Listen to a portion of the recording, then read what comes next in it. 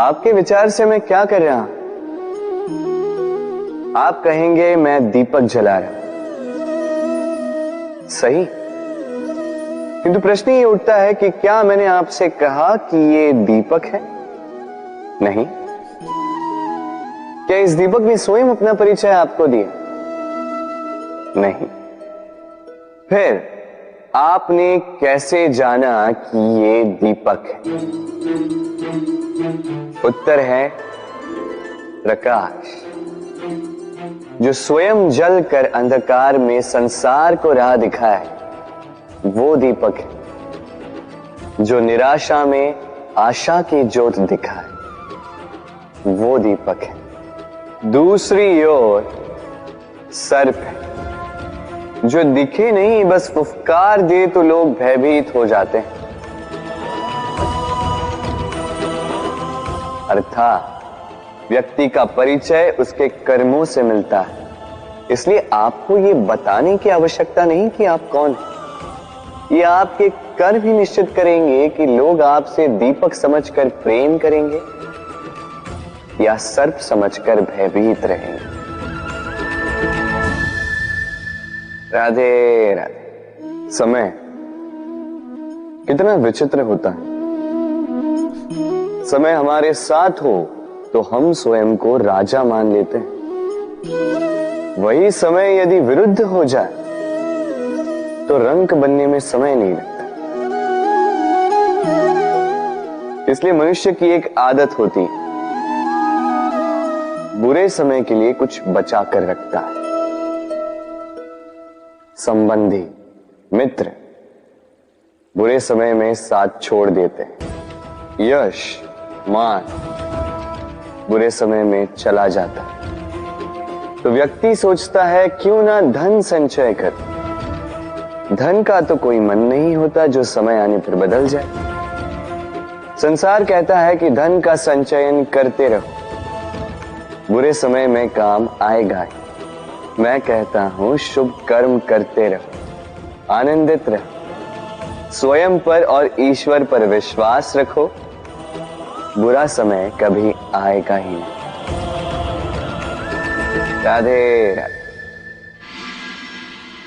प्रकृति ने मनुष्य को एक विशेष शक्ति दी है, अन्य जीवों से अधिक शक्ति दी, स्मरण शक्ति। यही शक्ति मनुष्य को अन्य जीवों से भिन्न बनाती, इतिहास लिखने की प्रेरणा देती, ज्ञान को पीढ़ी दर पीढ़ी आगे भी बढ़ाती। और जो भूल जाते हैं, अधिकतर रूप से वो उपहास और दया के पात्र बन जाते हैं। परंतु क्या यही पूर्णतः सत्य है? नहीं। यही स्मरण शक्ति मनुष्य के विकास में सबसे बड़ी बाधा भी बन जाती, उसके चित्त को दूषित कर देती। बुरे अनुभव, किसी का दिया गया धोखा, किसी का किया गया कटाक्ष मनुष्य भुला नहीं पाता और फिर लग जाता है प्रतिकार में। पहले समय नष्ट करता है प्रतिकार की तैयारी में, फिर समय नष्ट करता है प्रतिकार का अवसर ढूंढने में। यदि संतोष पाना है, यदि जीवन में आनंद पाना है, तो स्मरण शक्ति का सदुपयोग कीजिए। अपनी स्मरण शक्ति को केंद्रित कीजिए केवल अच्छी बातों और अच्छी यादों की ओर। जीवन में प्रसन्नता आए। राधे राधे।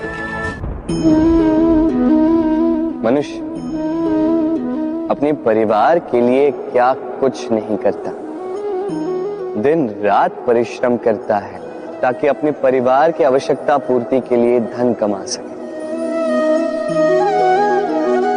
परंतु क्या केवल धन कमाना पर्याप्त है? आप कहेंगे हां, क्यों नहीं। धन से सब कुछ मिलता है, विद्या मिलती है, घर मिलता है, औषधि मिलती है, क्या कुछ नहीं मिलता। ये सब एक सीमा तक ठीक, किंतु तनिक मन से सोच के देखिए, जब बालक रोगी होता है तो वो उस कड़वी औषधि को क्यों पी लेता? इसलिए क्योंकि उसके पिता ने उस औषधि को धन से खरीदा? नहीं, बल्कि इसलिए क्योंकि उसके सामने खड़ा उसका पिता, उसे उन पर विश्वास है। विश्वास है कि वो उसे कुछ नहीं होने देंगे। ये विश्वास, ये संस्कार, ये सीख कभी धन से नहीं मिलती। ये मिलती है उस समय से जो माता पिता ने अपने संतान के साथ बिताया। इसलिए जीवन में धन अवश्य कमाई, किंतु अपने परिवार को भी समय दीजिए, प्रसन्नता मिलेगी। राधे राधे। मुझे बताइए, इस दीवार को तोड़ने का क्या लाभ है? यदि किसी संबंध में संदेह घर कर लेता है तो आए दिन शत्रुता की स्थिति बनी रहती। कल कोई और कारण बन सकता है इस दीवार के पुनः बनने का। तो क्या पुनः इस दीवार को बनाएंगे काका?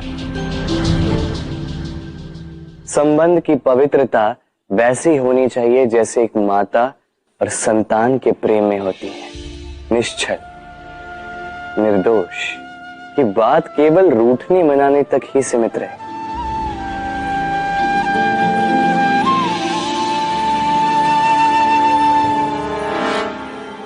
और कोई भी घुसपैठिया आकर भावों को दूषित न कर पाए। ना कोई वस्तु, ना कोई परिस्थिति, ना कोई व्यक्ति, कोई उन्हें अलग न कर पाए काका। सोचिए, यदि ये दीवार पुनः बननी है तो इसे तोड़ा ही क्यों जाए? यदि मन में एक अटूट संबंध स्थापित करने का दृढ़ निश्चय ही ना हो तो क्यों तोड़े इस दीवार को? बताइए, है विश्वास, है अटूट विश्वास कि ये संबंध कभी ना टूटेगा? यदि है तो तोड़ दीजिए इस दीवार को, अन्यथा पति पत्नी का संबंध सबसे बड़ा संबंध माना जाता है और है भी। सप्तपदी लेकर 7 जन्मों तक दोनों एक दूसरे के साथ जुड़ जाते हैं, एक दूसरे के अर्धांग बन जाते हैं। अर्धांग अर्थात अर्ध अंग। क्या इसका महत्व आप समझ पा रहे हैं? अपना समस्त जीवन किसी के साथ बांटना। किंतु क्या संसार के सारे पति पत्नी एक दूसरे के साथ अपना समस्त जीवन बांट सकते हैं? क्या इसमें सभी सक्षम रह पाए हैं? अपना जीवन किसी और के साथ बांटने के लिए सबसे महत्वपूर्ण बात है स्वीकृति, स्वीकार करना। सामने वाले व्यक्ति को स्वीकार करना, उसकी अच्छाइयां भी, उसकी बुराइयां भी। संपूर्णतः रूप से व्यक्ति को स्वीकार करना होगा, तभी ये संबंध बढ़ेगा, तभी ये संबंध और भी सुंदर बनेगा। एक दूसरे के दोष ढूंढना, उन्हें गिनाना, ये केवल और केवल एक ही कार्य करता है, इस संबंध के जीवन का नाश करता है। बस बदले में होना ये चाहिए, एक दूसरे के दोष समझकर उन्हें आभास करवाए बिना उन्हें सुधार देना चाहिए, उनकी कमियों को उनकी शक्ति बना देनी चाहिए। यही तो होता है दाम्पत्य, यही होता है बुराइयों का दमन, और यही होता है गुणों का उदय। राधे राधे।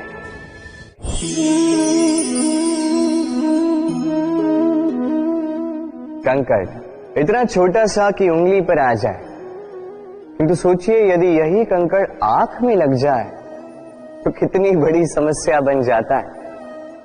अब सोचिए ये कंकड़ आपके मार्ग में है, आप पादुकाएं पहनकर बड़ी सरलता से आगे निकल जा सकते हैं, किंतु यदि यही कंकड़ आपके पांव और पादुकाओं के बीच फंस जाए तो आप ठीक से चल नहीं पाएंगे, भले ही वो मार्ग पुष्पों से भरा क्यों ना हो। अर्थात आप बाहर की समस्याओं से, उन चुनौतियों से लड़ सकते हैं, भीतर की नहीं। भीतर की समस्याओं से लड़ना अत्यंत कठिन होता है। इसलिए सर्वप्रथम आप भीतर से शक्तिशाली हो जाइए, भीतर से पूर्ण हो जाएंगे, फिर आप इस संसार के समस्त समस्याओं और चुनौतियों से लड़ सकते हैं, आप विजयी हो सकते हैं। राधे राधे।